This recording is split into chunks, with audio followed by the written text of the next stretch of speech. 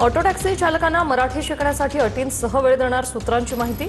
Auto taxi चालकांवर टप्प्याटप्प्याने कारवाई होणार। आधी नोटीस, मग लायसन्स रद्द आणि नंतर परमिट रद्द करण्याची कारवाई सूत्रांची माहिती।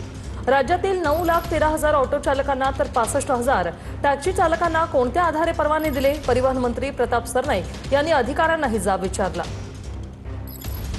जे अमराठी रिक्षा टॅक्सी चालक असतील, जे अद्यापर्यंत त्यांनी ह्या मोहिमेमध्ये भाग घेतला नाही, ह्या अभियानामध्ये भाग घेतला नाही, काही तर रिक्षा टॅक्सी चालकांनी व्हिडिओ प्रकाशित केले।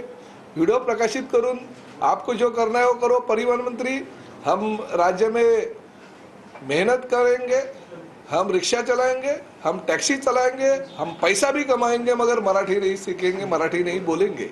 ही मगरुरी किंवा ही मुजोरी जर कोणाची असेल तर त्याला कायद्याच्या कक्षेत राहून उत्तर देणं आमचं कर्तव्य आहे। 12 ऑगस्ट 2026 रोजी जर कोणाला व्यावहारिक मराठी भाषेचं ज्ञान येत नसेल तर त्याच्यावर कारवाई करण्याची जी मोहीम आहे ती मोहीम आम्ही चालू करणार आहोत।